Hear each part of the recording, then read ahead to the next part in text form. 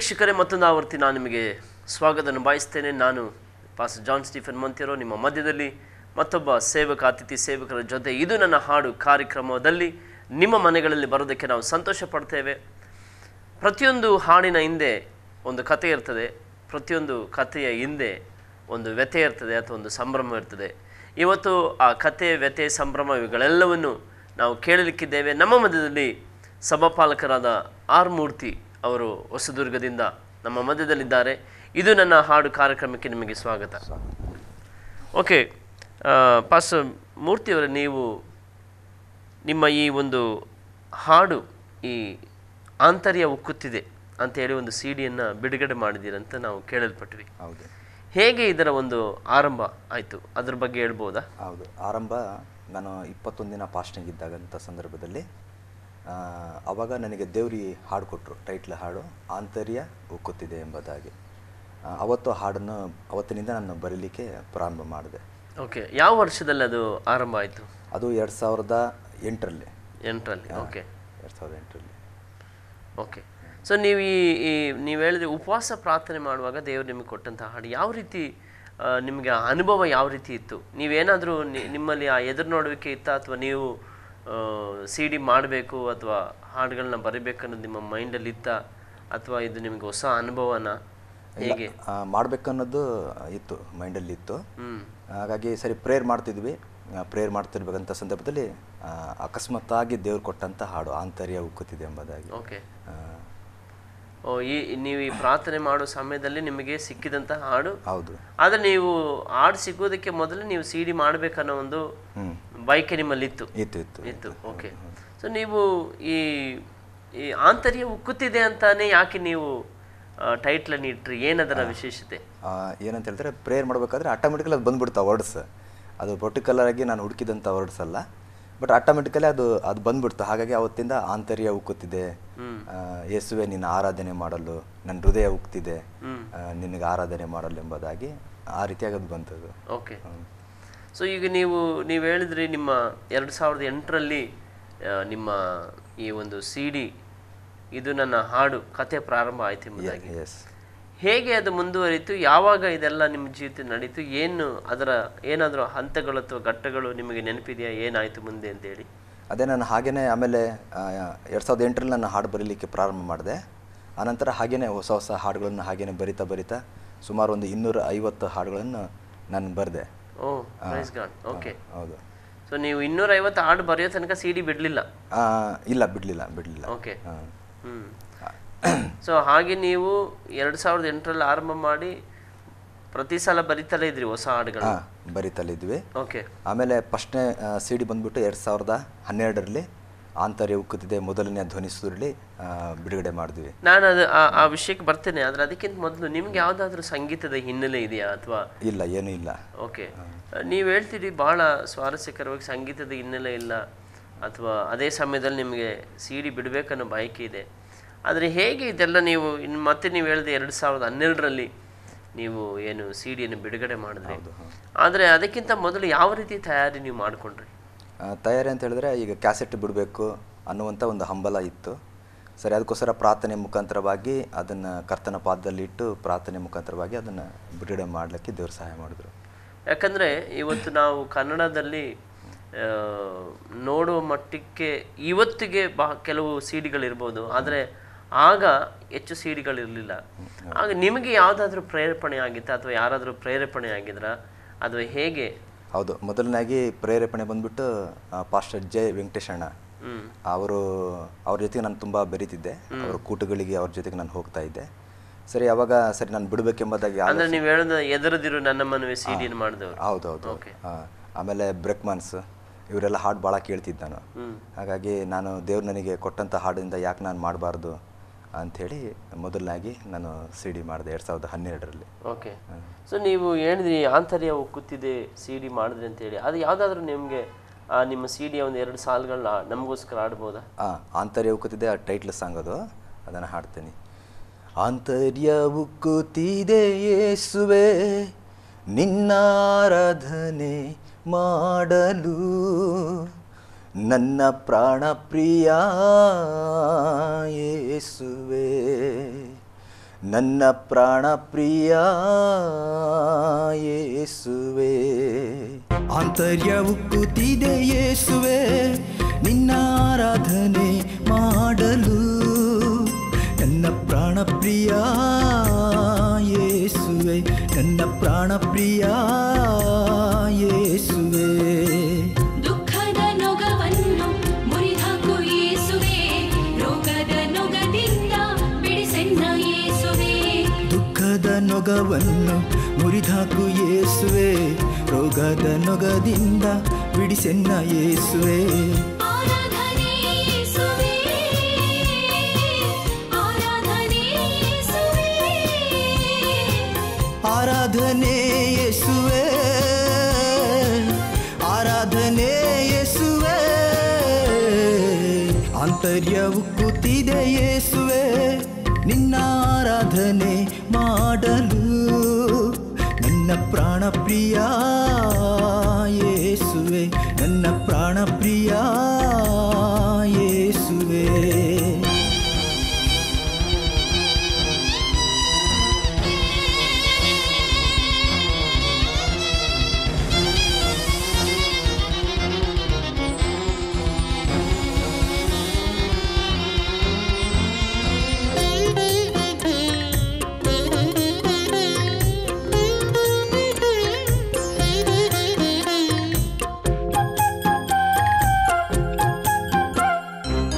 ಮರುಭೂಮಿ ಯಾತ್ರೆಯಲ್ಲಿ ಹಸಿರಾಗಿ ಬಂದೆ ಯೇಸುವೆ, ಕಣ್ಣೀರ ಕಡಲಿನಲ್ಲಿ ಆಶ್ರಯವಾದೆ ಯೇಸುವೆ.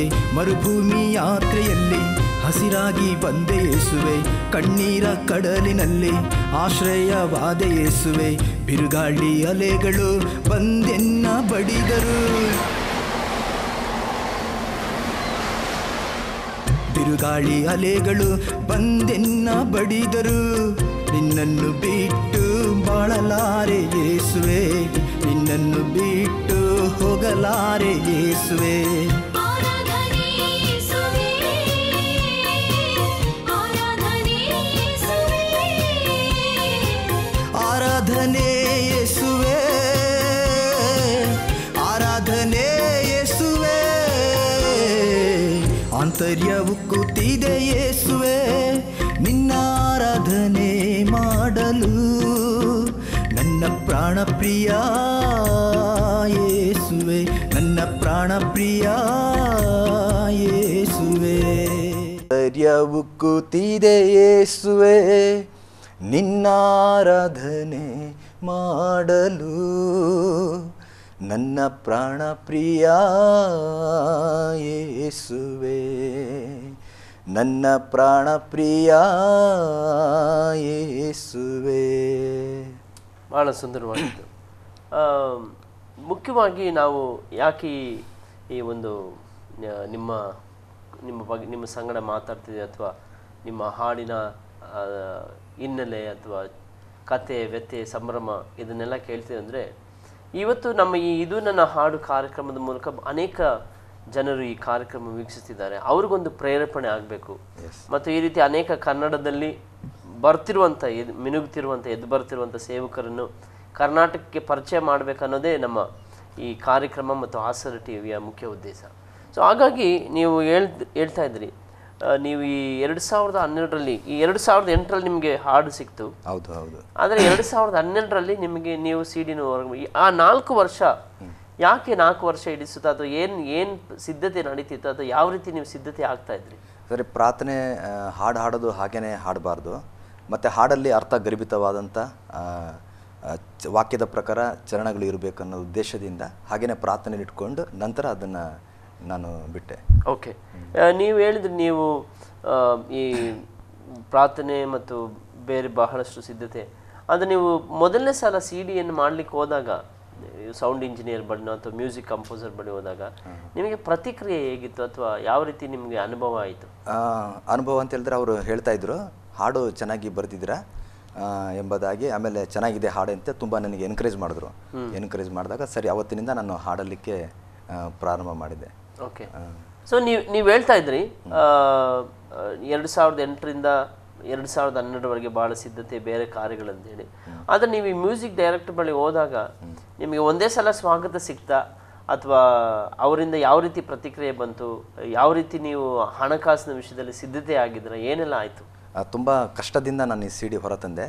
ಯಾರ ಸಪೋರ್ಟು ಮತ್ತು ಯಾರ ಎನ್ಕರೇಜು ಇಲ್ಲದೆ ತುಂಬ ಕಷ್ಟದಿಂದ ಪ್ರಾರ್ಥನೆ ಪೂರ್ವಕವಾಗಿ ನಾನು ಸ್ಟುಡಿಯೋಗೆ ಹೋದೆ.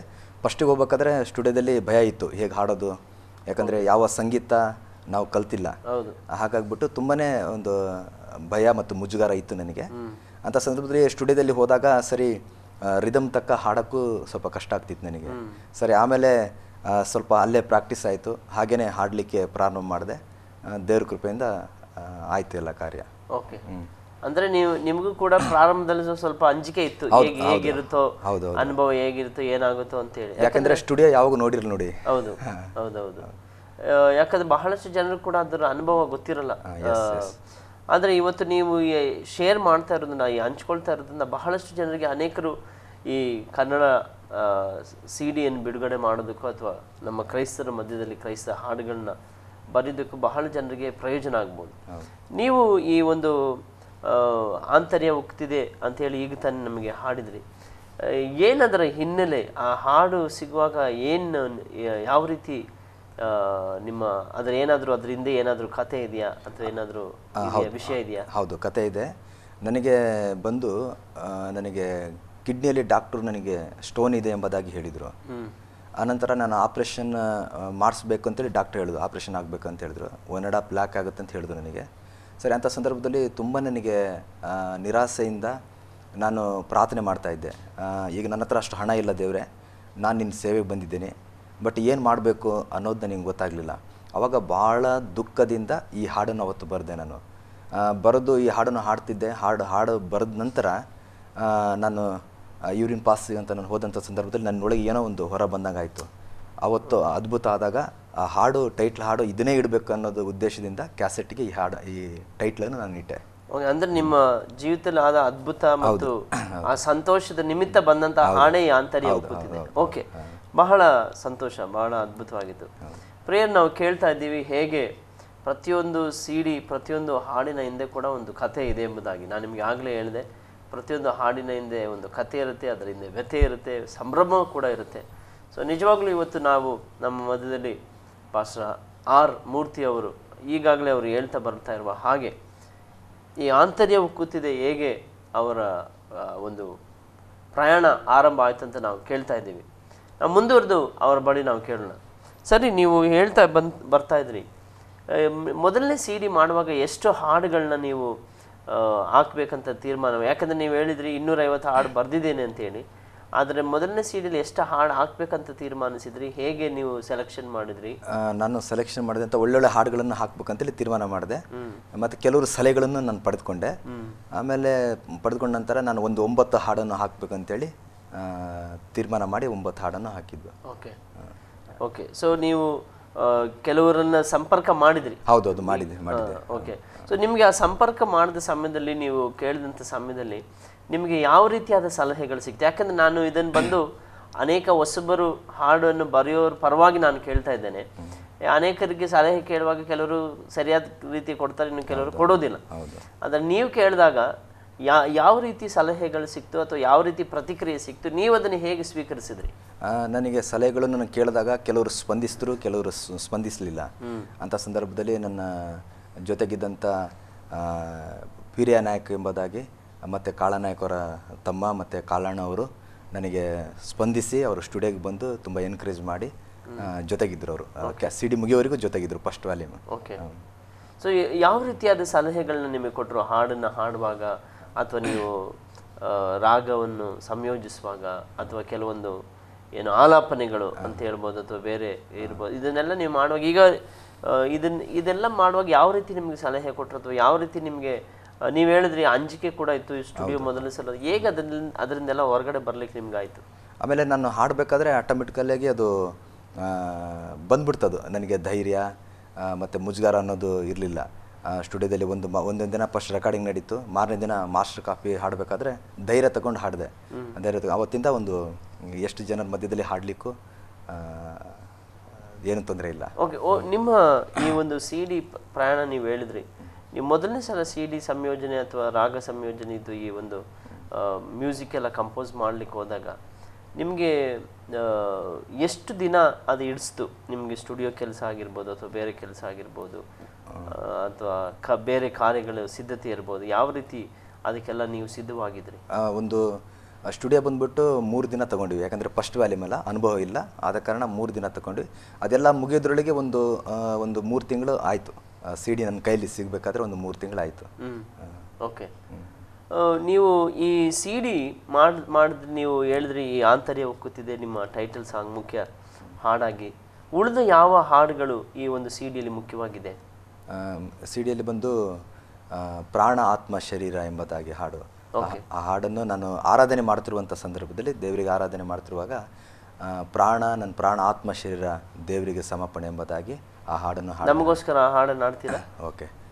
ಪ್ರಾಣ ಆತ್ಮ ಶರೀರವು ನನ್ನ ಕರ್ತನ ಆರಾಧಿಸಲು, ದೇವನ ಪ್ರೀತಿಸಲು. ಪ್ರಾಣ ಆತ್ಮ ಶರೀರವು ನನ್ನ ಕರ್ತನ ಆರಾಧಿಸಲು, ದೇವನ ಪ್ರೀತಿಸಲು. ಪ್ರೀತಿಸುವೆ ಆರಾಧಿಸುವೆ, ಪ್ರೀತಿಸುವೆ ಆರಾಧಿಸುವೆ, ನೀನೇ ನನ್ನ ಮಾರ್ಗವು, ನೀನೇ ನನ್ನ ಸತ್ಯವು.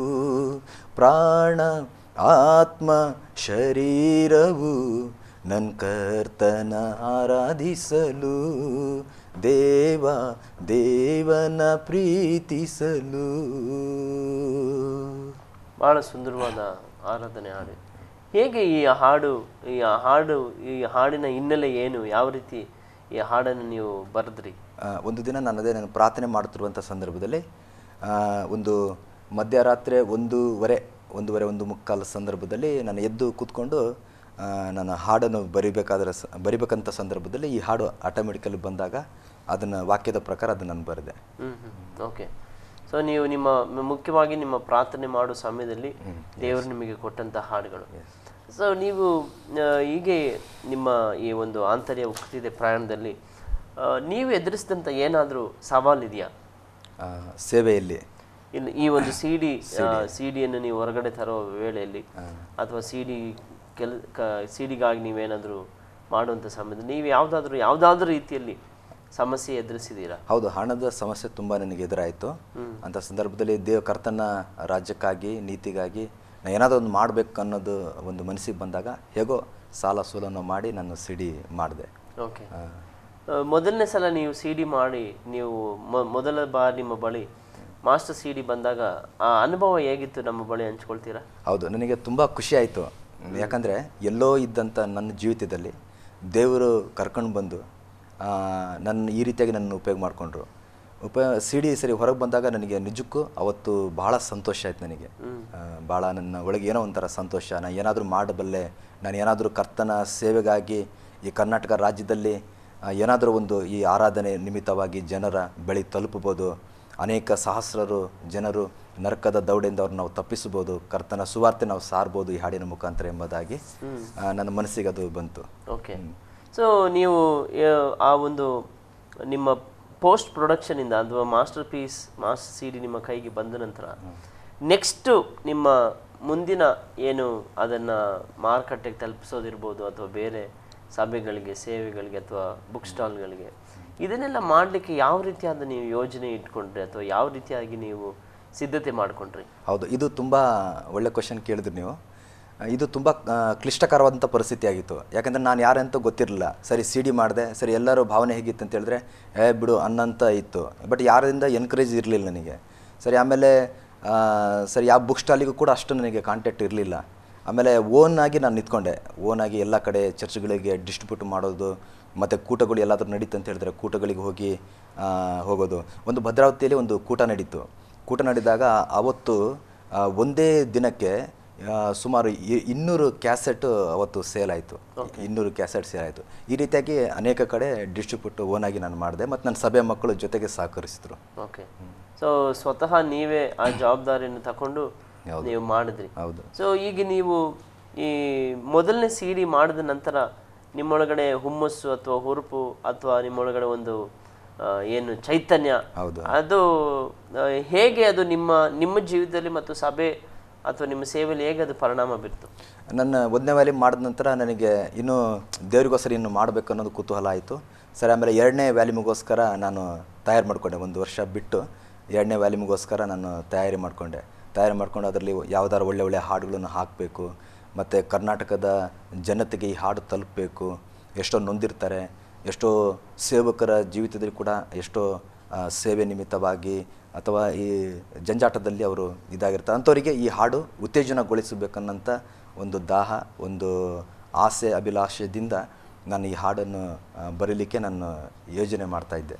ಓಕೆ, ನೀವು ಹೇಳಿದ್ರಿ ನೀವು ಈ ಒಂದು CD ಮೊದಲನೇ ಭಾಗ ಬಿಡುಗಡೆ ಮಾಡಿದ ನಂತರ ಬಹಳಷ್ಟು ನಿಮ್ಮೊಳಗಡೆ ಏನು ಉತ್ಸಾಹ ಬಂತು, ಕರ್ತನಿಗಾಗಿ ಏನಾದರೂ ಮಾಡಬೇಕು ಕರ್ನಾಟಕಕ್ಕಾಗಿ. ಅದಕ್ಕೆ ಸಂಬಂಧಪಟ್ಟ ಹಾಗೆ ನೀವು ನಿಮ್ಮ CDಯಲ್ಲಾಗಲಿ ಅಥವಾ ನಿಮ್ಮ ಸೇವೆಯಲ್ಲಾಗಲಿ ಯಾವುದಾದ್ರೂ ಗುರುತರವಾದ ಬದಲಾವಣೆ ಈ ಒಂದು ಇದು ನಿಮ್ಮ CD ಸೇವೆ ಮೂಲಕ ನೀವು ನೋಡ್ಲಿಕ್ಕೆ ಸಾಧ್ಯ ಆಗಿದೆಯಾ? ಹೌದು. ನಂದು 2ನೇ ವ್ಯಾಲ್ಯೂಮ್ ಬಂದಾಗ ನನಗೆ ಈ ಹಾಡು ಈ ದಿನ ಹಾಡು ಎಂಬುದಾಗಿ ನಾನು ಬರೆದೆ 2ನೇ ವ್ಯಾಲ್ಯೂಮ್ನಲ್ಲಿ. ಈ ದಿನ ಹಾಡೋದು ನೆಹೆಮ್ಯ ಬರೆದ ಗ್ರಂಥದಲ್ಲಿ 8ನೇ ಅಧ್ಯಾಯ 10ನೇ ವಚನದಲ್ಲಿ ಈ ವಾಕ್ಯ ಬರೆಯಲ್ಪಟ್ಟಿದೆ. ಅದೇನೆಂದರೆ, ಈ ದಿನವು ನಮ್ಮ ಕರ್ತನಿಗೆ ಪ್ರತಿಷ್ಠಿತವಾಗಿದೆ, ಯೆಹೋವನ ಆನಂದವೇ ನಮ್ಮ ಆಶ್ರಯ ಎಂಬುದಾಗಿ. ಸರಿ, ಇದನ್ನು ಇಟ್ಕೊಂಡು ಒಂದು ದಿನ ನಾನು ಸೇವೆ ನಿಮಿತ್ತವಾಗಿ ನಾನು ಪ್ರಯಾಣ ಮಾಡ್ತಿರುವಾಗ ದಾರಿಯಲ್ಲಿ ಹೋಗ್ತಿರುವಂಥ ಸಂದರ್ಭದಲ್ಲಿ, 2 ವೀಲರಲ್ಲಿ ಹೋಗ್ತಿರುವಂಥ ಸಂದರ್ಭದಲ್ಲಿ ಈ ಹಾಡು ಆಟೋಮೆಟಿಕಲಿ ಬಂತು. ಆ ದಿನ ಒಂದು ಕೂಟದಲ್ಲಿದ್ದೆ. ನಾನು ಕೂಟದಲ್ಲಿದ್ದಾಗ ಒಬ್ಬ ದೈವ ಸೇವಕರು ಈ ವಚನ ತೆಗೆದುಕೊಂಡು ಪ್ರಸಂಗ ಮಾಡ್ತಾಯಿದ್ರು. ಸರಿ, ಅಲ್ಲೇ ನಾನು ಕೂತ ಸ್ಥಳದಲ್ಲೇ ನನಗೊಂದು ಐಡಿಯಾ ಬಂತು, ಈ ಹಾಡು ಯಾಕೆ ನಾನು ಬರಿಬಾರ್ದು? ಈ ದಿನ ಅಂತ ಹೇಳಿದ್ರೆ ಎಲ್ಲ ದಿನಗಳು ಕರ್ತನಿಗೆ ಒಂದು ಪ್ರತಿಷ್ಠಿತವಾದಂಥ ದಿನ ಎಂಬುದಾಗಿ ಒಂದು ತೀರ್ಮಾನದೊಂದಿಗೆ ಅಲ್ಲಿ ನಾನು ಅದನ್ನು ಬರ್ಕೊಂಡು ಸರಿ, ನಾನು ಅಲ್ಲಿಂದ ಹೊರಡುವಂಥ ಸಂದರ್ಭದಲ್ಲಿ ಈ ಹಾಡು ನನ್ನ ಪ್ಲೇಸಿಗೆ ಬರುವಾಗ, ನನ್ನ ಸ್ಥಳಕ್ಕೆ ಬರುವಕ್ಕಿಂತ ಮೊದಲೇ ಈ ಹಾಡು ನನ್ನಲ್ಲಿ ಹಾಗೇನೆ ರೆಕಾರ್ಡ್ ಮಾಡ್ಕೊಂಡು ಅದು ಮುಗಿಸಿದ್ದೆ. ಆ ಹಾಡು ಇವತ್ತು ಎಲ್ಲ ಚರ್ಚ್ ಡೆಡಿಕೇಶನ್ ಆಗಿರ್ಬೋದು, ಅಥವಾ ಒಂದು ಬರ್ತ್ಡೇ ಆಗಿರ್ಬೋದು, ಯಾವುದೋ ಒಂದು ಸಂಭ್ರಮ ಆಗಿರ್ಬೋದು, ಕ್ರಿಸ್ತ ಜಯಂತಿ ಆಗಿರ್ಬೋದು, ಎಲ್ಲದಕ್ಕೂ ಕೂಡ ಈ ಹಾಡು ಇವತ್ತು ಕರ್ನಾಟಕದ ಎಲ್ಲ ದೇವಾಲಯಗಳಲ್ಲಿ, ಚರ್ಚ್ಗಳಲ್ಲಿ ಈ ಹಾಡನ್ನು ಹಾಡ್ತಾರೆ. ಆ ಹಾಡನ್ನ ನೀವು ಸ್ವಲ್ಪ ನಮಗೋಸ್ಕರ ಹಾಡಿ ಹೇಗೆ? ಓಕೆ. ಈ ದಿನವು ನಮ್ಮ ಕರ್ತನಿಗೆ ಪ್ರತಿಷ್ಠಿತವಾಗಿದೆ, ಯೆಹೋವನ ಆನಂದವೇ ನಮ್ಮ ಆಶ್ರಯ.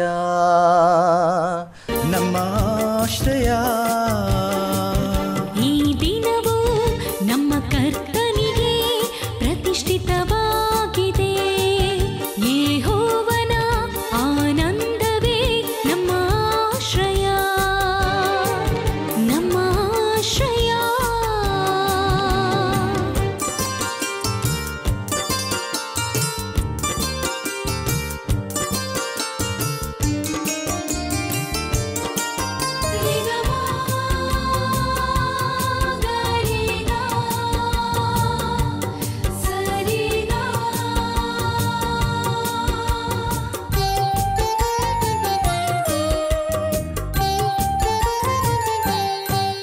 ನಿನ್ನ ನೋಡುವ ಆಸೆ ಬಂತು, ಬಯಸಿದೆ ಮನಸ್ಸು, ನಿನ್ನ ಕಾಣಲು ಬಯಕೆ ನನ್ನಲ್ಲಿ ಬಂತು. ನಿನ್ನ ನೋಡುವ ಆಸೆ ಬಂತು, ಬಯಸಿದೆ ಮನಸ್ಸು, ನಿನ್ನ ಕಾಣಲು ಬಯಕೆ ನನ್ನಲ್ಲಿ ಬಂತು. ಮನಸ್ಸಿನ ಆಸೆಯ ಹೃದಯದ ಬಯಕೆಯೋ, ಮನಸ್ಸಿನ ಆಸೆ ಹೃದಯದ ಬಯಕೆ, ನಿನ್ನ ನೋಡುವ ಆಸೆಯಾಗಿದೆ, ನಿನ್ನ ನೋಡುವ ಆಸೆಯಾಗಿದೆ. ಈ ದಿನವು ನಮ್ಮ ಕರ್ತನಿಗೆ ಪ್ರತಿಷ್ಠಿತವಾಗಿದೆ, ಯೆಹೋವನ ಆನಂದವೇ ನಮ್ಮ ಆಶ್ರಯ, ನಮ್ಮ ಆಶ್ರಯ.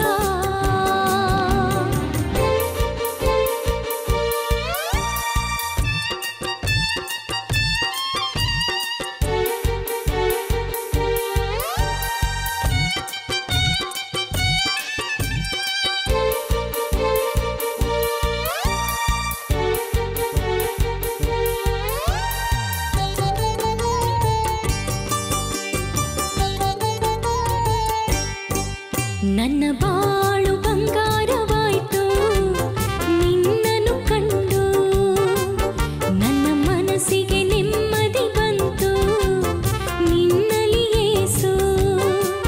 ನನ್ನ ಬಾಳು ಬಂಗಾರವಾಯ್ತು ನಿನ್ನನ್ನು ಕಂಡು, ನನ್ನ ಮನಸ್ಸಿಗೆ ನೆಮ್ಮದಿ ಬಂತು ನಿನ್ನಲ್ಲಿ ಯೇಸು. ಬಾಳಿನ ಬಂಗಾರ ಬಾಳಿಗೆ ಬೆಳಕು, ಬಾಳಿನ ಬಂಗಾರ ಬಾಳಿಗೆ ಬೆಳಕು. ನಿನ್ನ ಹಾಡಿ ಹಾಡಿ ಸ್ತುತಿಸುವೆನು, ನಿನ್ನ ಹಾಡಿ ಹಾಡಿ ಸ್ತುತಿಸುವೆನು. ಈ ದಿನವು ನಮ್ಮ ಕರ್ತನಿಗೆ ಪ್ರತಿಷ್ಠಿತವಾಗಿದೆ. యేసయ్యನ ಆನಂದವೇ ನಮ್ಮ ಆಶ್ರಯ, ನಮ್ಮ ಆಶ್ರಯ. ಪ್ರಿಯರೇ, ನಾವು ಕೇಳ್ತಾ ಬರ್ತಾ ಇದ್ವಿ ಪಾಸ್ಟರ್ ಆರ್ ಮೂರ್ತಿ ಅವರ ಮೂಲಕ ದೇವರು ಹೇಗೆ ತನ್ನ ಯೋಜನೆಗಳನ್ನು ಹೊರಗಡೆ ತಂದರು ಅಂತೇಳಿ. ನಾವು ಅವರಿಂದ ಬಹಳಷ್ಟು ಕಾರ್ಯಗಳನ್ನು ಇನ್ನು ಕೇಳಲಿಕ್ಕಿದ್ದೇವೆ, ತಿಳಿಲಿಕ್ಕಿದ್ದೇವೆ. ಈ ಸಮಯದಲ್ಲಿ ನಾವು ಒಂದು ವಿರಾಮವನ್ನು ತೆಗೆದುಕೊಳ್ಳೋಣ. ತಪ್ಪದೆ ವೀಕ್ಷಿಸಿ ಆಸರೆ ಟಿವಿ. ದೇವರು ನಿಮ್ಮನ್ನು ಆಶೀರ್ವದಿಸಲಿ.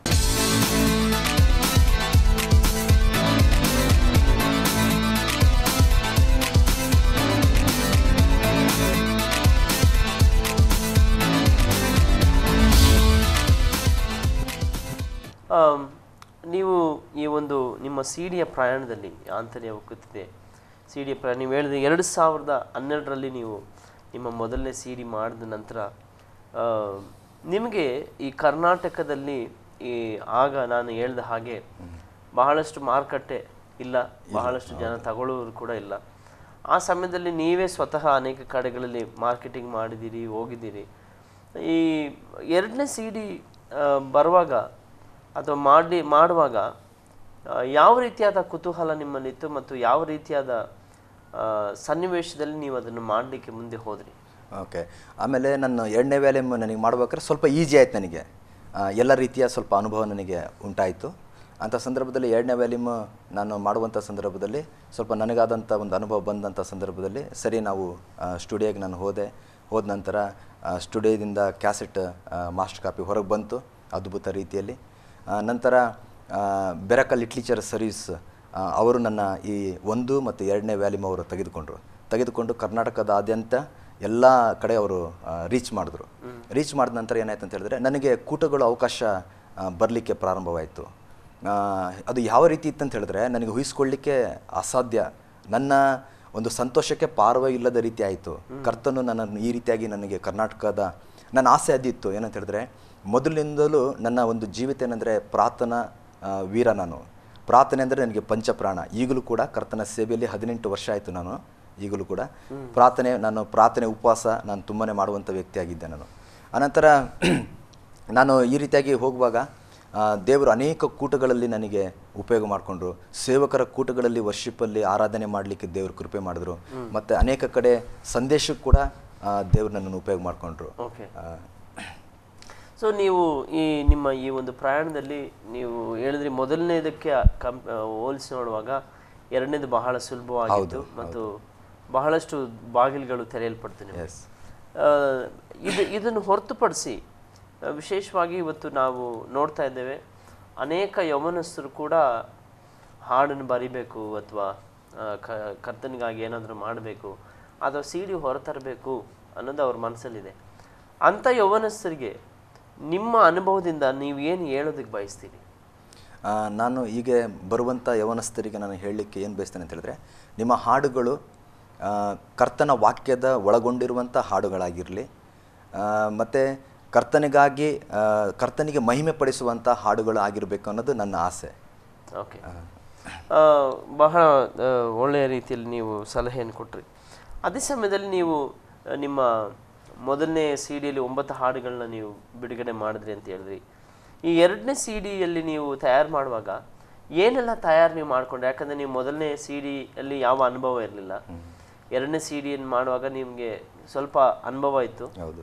ಯಾವ ರೀತಿ ಸಿದ್ಧತೆ ನೀವು ಯಾವ ರೀತಿ ಎಲ್ಲ ಸಿದ್ಧತೆ ಮಾಡಿಕೊಂಡ್ರಿ? ಹಾಡನ್ನು ಸೆಲೆಕ್ಟ್ ಮಾಡೋದಾಗಲಿ ಅಥವಾ ರಾಗ ಸಂಯೋಜನೆ ಆಗಲಿ ಅಥವಾ ಮತ್ತೊಂದಾಗಲಿ, ಅದನ್ನೆಲ್ಲ ಯಾವ ರೀತಿ ನೀವು ಸಿದ್ಧತೆ ಆದ್ರಿ? ಸಿದ್ಧತೆ ಅನ್ನೋದು ಹೇಗಂತ ಹೇಳಿದ್ರೆ, ಈಗ ಮೊದಲನೇ ವ್ಯಾಲ್ಯೂಮ್ನಲ್ಲಿ ಮೊದಲನೇ ಭಾಗದಲ್ಲಿ ಇದ್ದಂಥ ಹಾಡುಗಳಕ್ಕಿಂತ ಸ್ವಲ್ಪ ವಿಭಿನ್ನವಾಗಿರಲಿ, ಯೂತ್ಗಳಿಗೆ ಮತ್ತು ಒಂದು ವಿಭಿನ್ನವಾಗಿರಲಿ ಎಂಬುದಾಗಿ ಒಂದು ಶೈಲಿಯನ್ನು ಇರಬೇಕನ್ನೋದು ಉದ್ದೇಶದಿಂದ ಅದನ್ನು ನಾನು ಮಾಡಿದೆ. ಓಕೆ, ಅಂದರೆ ಸ್ವಲ್ಪ ವ್ಯತ್ಯಾಸವಾಗಿ ಯೌವನಸ್ಥರಿಗಿನ್ನು ಹೌದು ಸಂಧಿಸ್ಬೇಕಂತ ಹೇಳಿ ಮಾಡಿದ್ರಿ. ಓಕೆ, ನೀವು ಇದನ್ನು ಮಾಡೋ ಸಮಯದಲ್ಲಿ ಈ ಯೌವನಸ್ಥರಿಗಾಗಿ ಮಾಡುವಾಗ ಆ ಯೌವನಸ್ಥರನ್ನು ಗಮನದಲ್ಲಿ ಇಟ್ಕೊಂಡು ಯಾವುದಾದ್ರೂ ಹಾಡನ್ನು ಪ್ರತ್ಯೇಕವಾಗಿ ಬರೆದ್ರ ಅಥವಾ ಆಲ್ರೆಡಿ ಬರೆದಿದ್ದನ್ನು ತೆಗೆದ್ರ, ಹೇಗೆ? ಇಲ್ಲ, ಆಲ್ರೆಡಿ ಅವತ್ತು ನಾನು ಈ 2ನೇ ವ್ಯಾಲ್ಯೂಮಿಗೆ ಹೋಗ್ಬೇಕಾದ್ರೆ ಒಂದು ಹಾಡನ್ನು ಬರೆದೆ ನಾನು. ಯೌವನಸ್ಥರಿಗೋಸ್ಕರ ಇದು ಅವರಿಗೆ ಉತ್ತೇಜನಗೊಳಿಸಬೇಕು ಅನ್ನೋಂಥ ಉದ್ದೇಶದಿಂದ, ಸ್ವಲ್ಪ ಸ್ಟೈಲಿಷ್ಟಾಗಿರಲಿ ಎಂಬುದಾಗಿ ಉದ್ದೇಶದಿಂದ ನನ್ನ ಮನವು ಯೆಹೋವನನ್ನು ಕೊಂಡಾಡು ಎಂಬುದಾಗಿ ಹಾಡನ್ನು ಬರೆದೆ. ಓಕೆ, ಹೇಗೆ ಆ ಹಾಡು ಇದೆ ನಮಗೋಸ್ಕರ, ನಮ್ಮ ವೀಕ್ಷಕರಿಗೋಸ್ಕರ ಅದನ್ನು ಹಾಡ್ತೀರಾ? ಓಕೆ, ಥ್ಯಾಂಕ್ ಯು, ಹಾಡ್ತೀನಿ. ನನ್ನ ಮನವು ಆತನ ಸನ್ನಿಧಿಯಲ್ಲಿ ಕೊಂಡಾಡಲಿ, ನನ್ನ ಮನವು ಆತನ ಸನ್ನಿಧಿಯಲ್ಲಿ ಕೊಂಡಾಡಲಿ, ಆತನ್ನು ಮಾಡಿದ ಅದ್ಭುತಕ್ಕಾಗಿ, ಆತನ್ನು ಮಾಡಿದ ಅತಿಶಯಕ್ಕಾಗಿ, ಆತನ್ನು ಮಾಡಿದ ಅದ್ಭುತಕ್ಕಾಗಿ, ಆತನ್ನು ಮಾಡಿದ ಅತಿಶಯಕ್ಕಾಗಿ, ನನ್ನ ಮನವು ಆತನ ಸನ್ನಿಧಿಯಲ್ಲಿ ಕೊಂಡಾಡಲಿ. ಓಕೆ, ಈ ಹಾಡಿನ ಮೂಲಕ ನೀವು ಹೇಳಿದ್ರಿ ನನ್ನ ಮನವು ಆತನ ಸನ್ನಿಧಿಯಲ್ಲಿ ಕೊಂಡಾಡಲಿ. ಇದರಿಂದ ನೀವು ಒಂದು ಯೌವನಸ್ಥರಿಗಾಗಿ ಅಂತ ನೀವು ಮಾಡಿದಾಗ ಯಾವುದಾದ್ರೂ ನೀವು ಈ ಸಿಡಿನ ಬಿಡುಗಡೆ ಮಾಡಿದ ನಂತರ ಯಾವುದಾದ್ರೂ ಯೌವನಸ್ಥರು ವಿಶೇಷವಾಗಿ ಈ ಹಾಡಿನಿಂದ ಸ್ಪರ್ಶಿಸಲ್ಪಟ್ಟು ತಮ್ಮ ಜೀವಿತವನ್ನು ಯೇಸುಗೆ ಒಪ್ಪಿಸಿಕೊಟ್ಟ ಅಥವಾ ಯಾವುದಾದ್ರೂ ಸಾಕ್ಷಿ ನಿಮಗೆ ಕೇಳಲಿಕ್ಕೆ ಸಿಗ್ತಾ?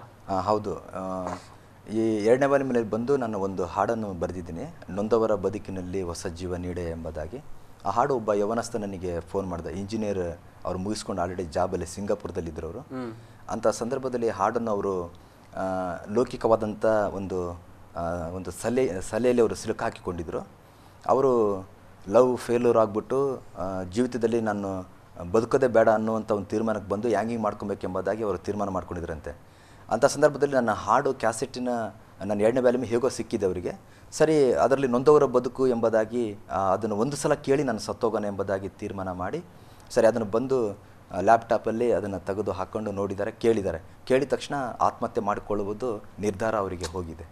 ಆಮೇಲೆ ನನಗೆ ಅವರು ಫೋನ್ ಮಾಡಿ, ಪಾಸ್ಟೇ ಹಿಂಗೆ ನನ್ನ ಜೀವಿತದಲ್ಲಿ ನೀವು ಬರೆದಂಥ ಹಾಡು ನನಗೆ ಕೇಳಿ ನನ್ನ ಜೀವಿತ ಟರ್ನ್ ಆಗಿದೆ ಪಾಸ್ಟೇ, ನಾನು ಯಾವ ರೀತಿಯಾಗಿ ನನ್ನ ಈ ಉಪಕಾರ ತೀರಿಸಲಿ ಎಂಬುದಾಗಿ ಅವರು ಹೇಳ್ತಾಯಿದ್ರು. ಬಹಳ ಅದ್ಭುತವಾದ ಸಾಕ್ಷಿ. ಒಬ್ಬ ಸಾಯುವ ವ್ಯಕ್ತಿಯನ್ನು ಕೂಡ ದೇವರು ಆ ಹಾಡಿನ ಮೂಲಕ ಬದುಕಿಸಿದ್ದಾರೆ. ಪ್ರಿಯರೇ, ಅನೇಕ ಸಲ ನಮಗೆ ಗೊತ್ತಿಲ್ಲದ ರೀತಿಯಲ್ಲಿ ಈ ಹಾಡುಗಳು ಕೇವಲ ಹಾಡಾಗಿರದೆ ಅದು ಅನೇಕರನ್ನು ಉಳಿಸೋದಕ್ಕೆ ಕೆಲವು ವೇಳೆಯಲ್ಲಿ ಅಮೃತವಾಗಿ ಕೂಡ ಮಾರ್ಪಡುತ್ತೆ. ಅನೇಕರ ಜೀವಿತದಲ್ಲಿ ಬದಲಾವಣೆ ಕೂಡ ಈ ಹಾಡುಗಳಿಂದ ತರೋದಕ್ಕೆ ಸಾಧ್ಯ. ಸೊ ನಾವು ಕೇಳ್ತಾ ಇದ್ದೆವು ಪಾಸ್ಟರ್ ಆರ್ ಮೂರ್ತಿಯವರು ಅವರ ಈ ಒಂದು ಪ್ರಯಾಣ ಆಂತರ್ಯ ಉಕ್ಕುತ್ತಿದೆ, ಈ ಹಾಡಿನ ಪ್ರಯಾಣದ ಬಗ್ಗೆ ನಾವು ಕೇಳ್ತಾ ಇದ್ದೆವು. ನೀವು ಹೇಳಿದ್ರಿ ಈ ಒಂದು ಹಾಡಿನ ಇದನ್ನ ನಿಮ್ಮ ಹಾಡು ಯಾವ ರೀತಿಯಾಗಿ ಮುಂದುವರಿತು ಅಥವಾ ಇದು ಯಾವ ರೀತಿಯಾಗಿ ಅನೇಕ ಜನರನ್ನು ಯೌವನಸ್ಥರನ್ನು ಸಂಧಿಸ್ತಂತ ಹೇಳಿ. ಸೊ ಈ 2ನೇ ವಾಲ್ಯೂಮಲ್ಲಿ ನಿಮಗೆ ಒಂದು ಮರೆಯಲಾಗದಂಥ ಅಥವಾ 2ನೇ ವಾಲ್ಯೂಮ್ ಅನ್ನೋದಕ್ಕಿಂತ ಈ ಆಂತರ್ಯ ಉಕ್ಕುತ್ತಿದೆ ಪ್ರಯಾಣದಲ್ಲಿ ನಿಮ್ಮ ಜೀವಿತದಲ್ಲಿ ಮರೆಯಲಿಕ್ಕೆ ಆಗದೇ ಇರುವಂಥ ಯಾವುದಾದ್ರು ಒಂದು ಘಟನೆ ಇದೆಯಾ? ಮರೀಲಿಕ್ಕೆ ಆಗಲಾರಂಥ ಘಟನೆ ಅಂತ ಹೇಳಿದ್ರೆ, ನನ್ನ ಜೀವಿತದಲ್ಲಿ ದೇವರು ದೊಡ್ಡ ದೊಡ್ಡ ಕಾರ್ಯಗಳನ್ನು ನನ್ನ ಜೀವಿತದಲ್ಲಿ ಮಾಡಿದ್ದಾರೆ. ಈ ಹಾಡುಗಳ ಮುಖಾಂತರವಾಗಿ ಈ ಹಾಡುಗಳನ್ನು ಕೇಳ್ತಿರುವಾಗಲೇ ಅನೇಕರು ಉತ್ತೇಜನಗೊಂಡು ದೇವರ ಅಭಿಷೇಕವನ್ನು ಹೊಂದ್ಕೊಂಡು ಮತ್ತು ಅನೇಕ ದೆವ್ವಗಳು ಕೂಡ ಹೊರ ಬಂದಿದೆ, ದೆವ್ವಗಳು ಕೂಡ ಹೋಗಿದೆ. ಆ ರೀತಿಯಾಗಿ ದೊಡ್ಡ ದೊಡ್ಡ ಕಾರ್ಯ ದೇವರು ಮಾಡಿದ್ದಾರೆ ಈ ಹಾಡಿನ ಸೇವೆ ಮುಖಾಂತರವಾಗಿ. ಮತ್ತು ಈ ಹಾಡು ನಾನು ಬರೆಯುವಂಥ ಒಂದೊಂದು ಹಾಡು ಕೂಡ ಕರ್ತನ ವಾಕ್ಯವನ್ನು ಇಟ್ಕೊಂಡೇ ನಾನು ಅದನ್ನು ಬರೆಯುವುದು. ಮತ್ತು ನನ್ನ ಒಂದು ಅನುಭವದಿಂದ ಈ ಹಾಡು ನಾನು ಬರಿತೀನಿ, ದೇವರ ಆತ್ಮ ಪ್ರೇರೇಪಣೆ ಉಳ್ಳವನಾಗಿ. ಓಕೆ, ಅದೇ ಸಮಯದಲ್ಲಿ ನಿಮಗೆ ಯಾವುದಾದ್ರೂ ದುಃಖದ ಅನುಭವ ಅಥವಾ ವೇದನೆ ಅನುಭವ ಆಗಿದೆಯಾ? ಈ ನಿಮ್ಮ ಹಾಡನ್ನು ಸಿ ಡಿ ಮಾಡುವಂಥ ಸಮಯದಲ್ಲಿ ಅಥವಾ ಬೇರೆ ಯಾವುದಾದ್ರೂ ಸಮಯದಲ್ಲಿ? ಹೌದು, ಆಗಿದೆ. ಕೆಲವು ಸಮಯದಲ್ಲಿ ಏನಾಗುತ್ತೆ ಅಂತ ಹೇಳಿದ್ರೆ ಹಾಡುಗಳನ್ನು ಕ್ಯಾಸೆಟ್ ಮಾಡಬೇಕು ಅನ್ನೋದು ಒಂದು ಆಸೆ ಇರುತ್ತೆ. ಆಮೇಲೆ ಸರಿ ಏನಾದರೂ ಒಂದು ಮಾಡಬೇಕು ಅನ್ನೋ ಆಸೆ ಇರುತ್ತೆ. ಜೀವಿತದಲ್ಲಿ ಮನುಷ್ಯ ಅಂದಮೇಲೆ ಸಹಜ ಏಳು ಬೀಳುಗಳು ಇದ್ದೇ ಇರುತ್ತೆ. ಬಟ್ ನನ್ನ ಜೀವಿತದಲ್ಲಿ ತುಂಬ ಕಷ್ಟದಿಂದ ನಾನು ಮೇಲೆ ಬಂದೆ. ತುಂಬ ಕಷ್ಟದಿಂದ ನಾನು ಮೇಲೆ ಬಂದಾಗ ಈ ರೀತಿಯಾಗಿ ನೊಂದವರ ಬದುಕು, ಆಮೇಲೆ 3ನೇ ವ್ಯಾಲ್ಯೂಮಿನಲ್ಲಿ ಬಂದುಬಿಟ್ಟು ನಾನು ಒಂದು ಹಾಡನ್ನು ಬರೆದೆ ಸೇವಕರಿಗೋಸ್ಕರ. ಎಲ್ಲ ಕರ್ನಾಟಕದ ಎಲ್ಲ ಸೇವಕರಿಗೆ ಹಾಡು ತಲುಪಬೇಕು ಅನ್ನೋಂಥ ಒಂದು ಉದ್ದೇಶದಿಂದ ಈ ಹಾಡನ್ನು ಬರೆದೆ. ಸಾರಲೇಬೇಕೆಂಬ ಶುಭ ವಾರ್ತೆ ನನ್ನ ಋಣ, ತೀರಿಸಲೇಬೇಕೆಂಬ ಮನದ ಹಂಬಲ ಎಂಬುದಾಗಿ ನಾನು ಈ ಹಾಡನ್ನು ಬರೆದೆ. ಓಕೆ, ನೀವು ಹೇಳಿದ್ರಿ ಕೆಲವೊಂದು ಬಹಳಷ್ಟು ಅನುಭವ ಇದೆ, ನೋವಿನ ಅನುಭವ. ಯಾವುದಾದ್ರೂ ನೀವು ಹಂಚಿಕೊಳ್ಳುವಂಥ ಯಾವುದಾದ್ರೂ ಸಂದರ್ಭ ನಿಮ್ಗೆ ಏರ್ಪಟ್ಟಿದೆಯಾ? ನಾನು ಒಂದು ದಿನ ಭಾಳ ಒಂದು ನಿರಾಸೆಯಿಂದ ಇದ್ದೆ. ನಾನು ಯಾರ ಸಹಾಯ ಇಲ್ಲ, ಯಾರ ಎನ್ಕರೇಜ್ ಇಲ್ಲ, ಏನು ಮಾಡಬೇಕು ದೇವರೇ ಅಂಥೇಳಿ ಒಂದು ಮೂಲೆಯಲ್ಲಿ ಕೂತ್ಕೊಂಡು ಚಿಂತೆ ಮಾಡ್ತಿದ್ದೆ ನಾನು ಏನು ಮಾಡಬೇಕು ಅಂತ. ಸಡನ್ಲಿಯಾಗಿ ನನಗೆ ದೇವರು ನೊಂದಂಥ ನನ್ನ ಜೀವಿತದಲ್ಲಿ ನೊಂದವರ ಬದುಕಿನಲ್ಲಿ ಹಾಡು ನನಗೆ ದೇವರು ಅವತ್ತು ಕೊಟ್ಟರು. ಅವತ್ತು ತುಂಬ ನೋವಿನಿಂದ ನಾನು ಈ ಹಾಡನ್ನು ಬರೆದಿದ್ದೆ ಅವತ್ತು. ಏನು ಹೇಳುತ್ತೆ ಆ ಹಾಡು? ಆ ಹಾಡಿನ ಸಾಲುಗಳು ಏನು ಹೇಳುತ್ತೆ? ಆ ಹಾಡಿನ ಸಾಲುಗಳು, ನೊಂದವರ ಬದುಕಿನಲ್ಲಿ ಹೊಸ ಜೀವ ನೀಡಯ್ಯ. ನಾನು ನೊಂದಿದ್ದೀನಿ ದೇವರೇ, ನನ್ನ ಬದುಕಿನಲ್ಲಿ ಪ್ರಥಮವಾಗಿ ನನ್ನ ಬದುಕಿನಲ್ಲಿ ಹೊಸ ಜೀವ ನನಗೆ ಕೊಡು. ಕುಗ್ಗಿದಂಥ ಮನಸ್ಸು ನನ್ನ ಜೀವನ, ಆದರೆ ಈ ಕುಗ್ಗಿದಂಥ ಮನಸ್ಸಿಗೆ ಉಜ್ಜೀವನಗೊಳಿಸು ಎಂಬುದಾಗಿ ನಾನು ಈ ಹಾಡು ಬರೆದೆ. ಮತ್ತು ಹಾಡು ಕೆಳಗೆ ಪಲ್ಲವಿ ಬಂದ್ಬಿಟ್ಟು, ಯಾರ ಸಹಾಯ ಇಲ್ಲದೆ ಹೋದೆನು, ನಿನ್ನ ಕೃಪಾಹಸ್ತದಿಂದ ನನ್ನ ಮೇಲಕ್ಕೆ ಎತ್ತು. ಬಟ್ ನನ್ನ ಒಂದು ಥೀಮ್ ಏನಂತ ಹೇಳಿದ್ರೆ, ಹೇಗೋ ನಾನು ಮೇಲೆ ಬರಬೇಕು, ಹೇಗೋ ದೇವ್ರ ನಾಮನ ಒಂದು ಯಾವ ರೀತಿಯಾದರೂ ಒಂದು ನಾನು ದೇವ್ರ ನಾಮನ ಮಹಿಮೆ ಪಡಿಸಬೇಕನ್ನುವಂಥ ಒಂದು ಆಸೆ ನನ್ನೊಳಗಿತ್ತು. ಓಕೆ, ಆ ಹಾಡನ್ನು ಕೇಳ್ತಿರುವಂಥ ವೀಕ್ಷಕರಿಗಾಗಿ ಮತ್ತು ಸೇವಕರಿಗಾಗಿ ನೀವು ನಮ್ಮ ಮಧ್ಯದಲ್ಲಿ ಆಡ್ತೀರಾ? ಈ ಹಾಡು ನೊಂದವರ ಬದುಕಿನಲ್ಲಿ. ಓಕೆ. ನೊಂದವರ ಬದುಕಿನಲ್ಲಿ ಹೊಸ ಜೀವ ನೀಡಯ್ಯ, ಕುಗ್ಗಿದ ಮನಸ್ಸಿಗೆ ಉಜ್ಜೀವನಗೊಳಿಸಯ್ಯ. ನೊಂದವರ ಬದುಕಿನಲ್ಲಿ ಹೊಸ ಜೀವ ನೀಡಯ್ಯ, ಕುಗ್ಗಿದ ಮನಸ್ಸಿಗೆ ಉಜ್ಜೀವನಗೊಳಿಸಯ್ಯ. ನೊಂದವರ ಬದುಕಿನಲ್ಲಿ ಹೊಸ ಜೀವ ನೀಡಯ್ಯ, ಕುಗ್ಗಿದ ಮನಸ್ಸಿಗೆ ಉಜ್ಜೀವನಗೊಳಿಸಯ್ಯ. ದೇವರೇ ನಿನ್ನಿಂದ ಉಂಟಾಗುವ ರಕ್ಷಣೆ ಯಾವಾಗ ಆಗುವುದೆಂದು ನಿರೀಕ್ಷಿಸಿರುವೆ. ದೇವರೇ ನಿನ್ನಿಂದ ಉಂಟಾಗುವ ರಕ್ಷಣೆ ಯಾವಾಗ ಆಗುವುದೆಂದು ನಿರೀಕ್ಷಿಸಿರುವೆ. ಯಾವಾಗ ಆಗುವುದೆಂದು ನಿರೀಕ್ಷಿಸಿರುವೆ. ನೊಂದವರ ಬದುಕಿನಲ್ಲಿ ಹೊಸ ಜೀವ ನೀಡಯ್ಯ, ಕುಗ್ಗಿದ ಮನಸ್ಸಿಗೆ ಉಜ್ಜೀವನಗೊಳಿಸಯ್ಯ. ಬಹಳ ಸುಂದರವಾಗಿತ್ತು. ಇವತ್ತು ನೊಂದವರ ಬದುಕಿನಲ್ಲಿ ಆತ ಮಾತ್ರ ಹೊಸ ಜೀವ ನೀಡೋದಕ್ಕೆ ಖಂಡಿತ ಸಾಧ್ಯ. ಸೊ ಹೀಗೆ ನೀವು ಹೇಳಿದ್ರಿ 2008ರಿಂದ ಆರಂಭವಾಗಿ ಹಾಡು ಬರೀಲಿಕ್ಕೆ ಆರಂಭವಾಗಿ, 12ರಲ್ಲಿ ಮೊದಲನೇ ವಾಲ್ಯೂಮ್ ಮಾಡಿದ್ರಿ, 13ರಲ್ಲಿ 2ನೇ ವಾಲ್ಯೂಮ್. ಈ 3ನೇ ವಾಲ್ಯೂಮ್ ನೀವು ಮಾಡಲಿಕ್ಕೆ ಹೋದಾಗ ಏನು ನಿಮ್ಮ ಜೀವಿತದಲ್ಲಿ ಆದಂಥ ಒಂದು ಅನುಭವ? ಅಥವಾ ನಾನು ಕೇಳಲ್ಪಟ್ಟೆ 2013 ನಂತರ ನೀವು ಮಾಡಿದ 2015ರಲ್ಲಿ ಯಾಕೆ, ಏನಾಯಿತು? ಸ್ವಲ್ಪ ಮಧ್ಯ ಗ್ಯಾಪ್ ಆಯಿತು, ಫೈನಾನ್ಸ್ ತೊಂದರೆಯಿಂದ ನಾನು ಮಾಡಲಿಲ್ಲ. ಆಮೇಲೆ ನನ್ನ ಆಸೆ ಏನಂತ ಹೇಳಿದ್ರೆ, 1 ವರ್ಷ ಗ್ಯಾಪ್ ಬಿಟ್ಕೊಂಡು ನಾನು ಮಾಡುವಂಥದ್ದು ಹಾಡು ಜನರಿಗೆ ರೀಚ್ ಆಗಬೇಕು. ಈಗ ಸುಮ್ಮನೆ ಏನೋ ಹಾಡು ಬರಿತೀನಿ, ಸುಮ್ಮನೆ ಏನೋ ಹಾಡ್ತೀನಿ ಅನ್ನೋದು ಅದು ಇರಬಾರ್ದು ಅನ್ನೋದು ನನ್ನ ವೈಯಕ್ತಿಕವಾದಂಥ ಆಸೆ. ಹಾಗಾಗಿ ನಾನು ಏನು ಮಾಡಿದೆ ಅಂತ ಹೇಳಿದ್ರೆ, 1 ವರ್ಷ ಗ್ಯಾಪ್ ಬಿಟ್ಟು ಇದನ್ನು ಮಾಡಬೇಕು ಅನ್ನೋಂಥ ಉದ್ದೇಶದಿಂದ ನಾನು ಇದನ್ನು ಮಾಡಿದೆ. ಈ ಫಸ್ಟ್ನೇ ವ್ಯಾಲ್ಯೂಮು 1ನೇ ಭಾಗ ಮತ್ತು 2ನೇ ಭಾಗ ಇವು ಎರಡಕ್ಕಿಂತ 3ನೇ ಭಾಗ ಬಂದ್ಬಿಟ್ಟು, 3ನೇ ಧ್ವನಿ ಸುರುಳಿ ಬಂದ್ಬಿಟ್ಟು ಭಾಳ ವಿಭಿನ್ನವಾಗಿದೆ.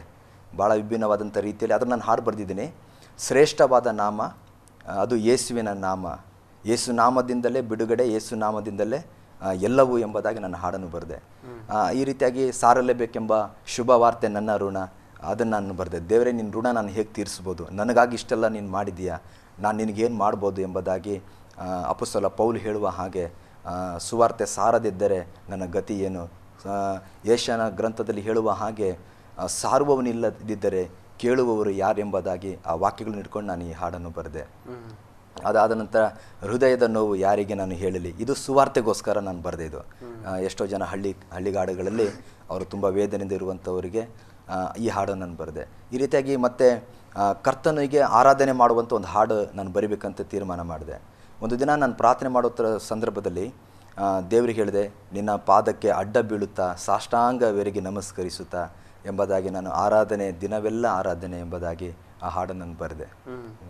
ಸೊ ಪ್ರತಿಯೊಂದು ಧ್ವನಿ ಸುರುಳಿ ನೀವು ಮಾಡುವಾಗ ಯಾವಾಗಲೂ ಅದನ್ನು ನೀವು ವಿಭಿನ್ನವಾಗಿರಬೇಕು ಅನ್ನೋ ಒಂದು ನಿಮ್ಮ ಮನಸ್ಸಿನಲ್ಲಿ ಯಾವಾಗಲೂ ಇಟ್ಕೊಂಡು ನೀವು ಮಾಡ್ತಾ ಇದ್ರಿ. ಪ್ರಿಯರೇ, ನಾವು ಕೇಳ್ತಾ ಬರ್ತಾ ಇದ್ದ ಹಾಗೆ ಆಂತರ್ಯ ಉಕ್ಕುತ್ತಿದೆ. ಇದ್ರ ಬಗ್ಗೆ ನಾವು ಕೇಳ್ತಾ ಬರ್ತಿದ್ವಿ. ನಾವು ಹೇಗೆ ದೇವರು ಪಾಸ್ ಆರ್ ಮೂರ್ತಿ ಅವರ ಜೀವಿತದಲ್ಲಿ ಅವರ 3 ವಾಲ್ಯೂಮ್ಗಳನ್ನ ಮಾಡುವಾಗಲೂ ದೇವರ ಹಸ್ತ ಅವ್ರ ಜೊತೆ ಇತ್ತು.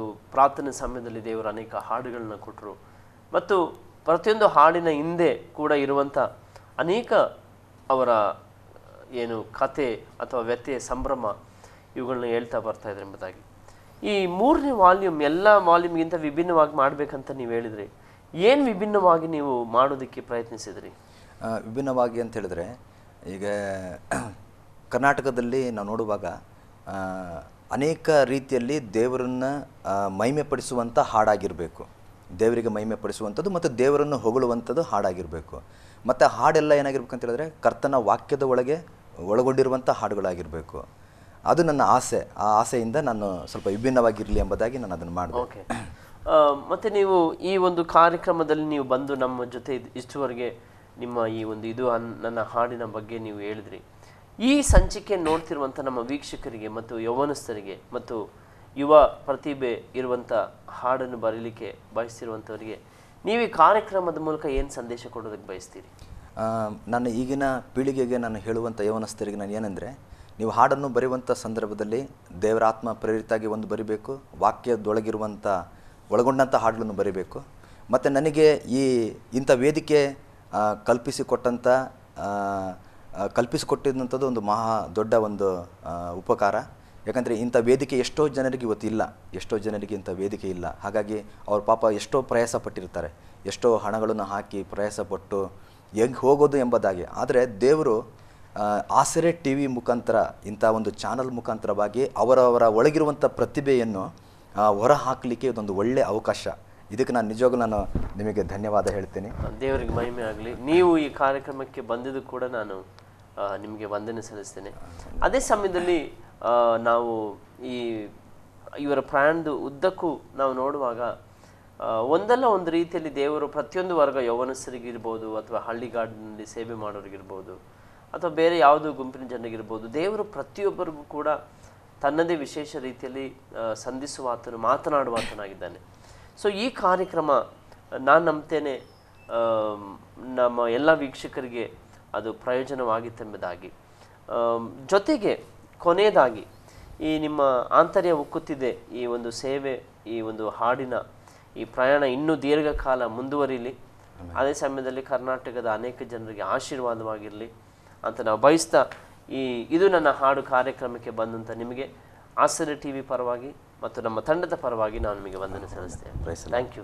ದೇವರು ನಿಮ್ಮನ್ನು ಆಶೀರ್ವದಿಸಲಿ. Thank you. ಪ್ರಿಯ ವೀಕ್ಷಕರೇ, ಇದುವರೆಗೂ ಇದು ನನ್ನ ಹಾಡು ಕಾರ್ಯಕ್ರಮದ ಎಲ್ಲ ಹಾಗು ಹೋಗುಗಳನ್ನು ಮತ್ತು ಅವರ ಹೃದಯದಿಂದ ಬಂದಂಥ ಎಲ್ಲ ಸಂಗತಿಗಳು ನಾವು ಕೇಳಿದ್ದೇವೆ. ನಾನು ನಂಬ್ತೇನೆ ಈ ಕಾರ್ಯಕ್ರಮ ನಿಮಗೆ ಆಶೀರ್ವಾದಕರವಾಗಿತ್ತು ಮತ್ತು ಬಹಳಷ್ಟು ಸಂಗತಿಗಳನ್ನು ನೀವು ಕಲಿತುಕೊಳ್ಳೋದಕ್ಕೆ ಸಾಧ್ಯವಾಯಿತು ಎಂಬುದಾಗಿ. ಹೀಗೆ ನಾವು ಮತ್ತೊಬ್ಬ ಅತಿಥಿಯೊಂದಿಗೆ ಇದು ನನ್ನ ಹಾಡು ಕಾರ್ಯಕ್ರಮವನ್ನು ವಿಭಿನ್ನ ರೀತಿಯಲ್ಲಿ ಅವರ ಹೃದಯದಲ್ಲಿ ಇರುವಂಥ ಸಂಗತಿಗಳನ್ನು ಮತ್ತು ದೇವರು ಅವರಿಗಾಗಿ ಮಾಡಿದ ಕಾರ್ಯಗಳನ್ನು ನಿಮ್ಮ ಮನೆಗಳಿಗೆ, ನಿಮ್ಮ ಮನಗಳಿಗೆ ತಲುಪಿಸುವಂಥ ಕೆಲಸವನ್ನು ನಾವು ಅಲ್ಪ ಪ್ರಮಾಣದಲ್ಲಿ ಮಾಡ್ತಾ ಇದ್ದೇವೆ. ಸೊ ನಾವು ಮುಂದಿನ ಅತಿಥಿಯನ್ನು ತರುವವರೆಗೆ ತಪ್ಪದೆ ವೀಕ್ಷಿಸಿ ಆಸರೆ ಟಿವಿ. ದೇವರು ನಿಮ್ಮನ್ನು ಆಶೀರ್ವದಿಸಲಿ. God bless you. ಕಾರ್ಗತ್ತಲೆ ಕಣಿವೆಯಲ್ಲಿ ಬೆಳಕಾಗಿ ಬಂದೆ ಯೇಸುವೆ, ನಿಂದೊಣ್ಣೆ ಕೋಲು ನನಗೆ ಧೈರ್ಯವು ನೀಡಿತೇಸುವೆ. ಕಾರ್ಗತ್ತಲ ಕಣಿವೆಯಲ್ಲಿ ಬೆಳಕಾಗಿ ಬಂದೆ ಯೇಸುವೆ, ನಿಂದೊಣ್ಣೆ ಕೋಲು ನನಗೆ ಧೈರ್ಯವು ನೀಡಿತೇಸುವೆ. ನಿಶ್ಚಯವಾಗಿ ನನ್ನ ಜೀವಮಾನದಲ್ಲಿ, ನಿಶ್ಚಯವಾಗಿ ನನ್ನ ಜೀವಮಾನದಲ್ಲಿ ಶುಭವು ಕೃಪೆಯು ಹಿಂಬಾಲಿಸುವುದು, ಶುಭವು ಕೃಪೆಯು ಜೊತೆಯಾಗಿ ಬರುವುದು. ಆರಾಧನೆ ಯೇಸುವೇ, ಆರಾಧನೆ ಯೇಸುವೇ, ಆರಾಧನೆ ಯೇಸುವೇ, ಆರಾಧನೆ ಯೇಸುವೇ. ಆಂತರ್ಯ ಉಕ್ಕುತ್ತಿದೆ ಯೇಸುವೇ, ನಿನ್ನ ಆರಾಧನೆ ಮಾಡಲು. ನನ್ನ ಪ್ರಾಣ ಪ್ರಿಯ ಯೇಸುವೆ, ನನ್ನ ಪ್ರಾಣ ಪ್ರಿಯ ಯೇಸುವೆ. ದುಃಖದ ನೊಗವನ್ನು ಮುರಿದಾಕು ಯೇಸುವೇ, ರೋಗದ ನೊಗದಿಂದ ಬಿಡಿಸೆನ್ನ ಯೇಸುವೇ. ದುಃಖದ ನೊಗವನ್ನು ಮುರಿದಾಕು ಯೇಸುವೆ, ರೋಗದ ನೊಗದಿಂದ ಬಿಡಿಸೆನ್ನ ಯೇಸುವೆ. ಆರಾಧನೆ ಯೇಸುವೇ, ಆರಾಧನೆ ಯೇಸುವೇ, ಆರಾಧನೆ ಯೇಸುವೆ, ಆರಾಧನೆ ಯೇಸುವೆ. ಆಂತರ್ಯ ಉಕ್ಕುತ್ತಿದೆ ಯೇಸುವೆ, ನಿನ್ನ ಆರಾಧನೆ ಮಾಡಲು. ನನ್ನ ಪ್ರಾಣ ಪ್ರಿಯ ಯೇಸುವೆ, ನನ್ನ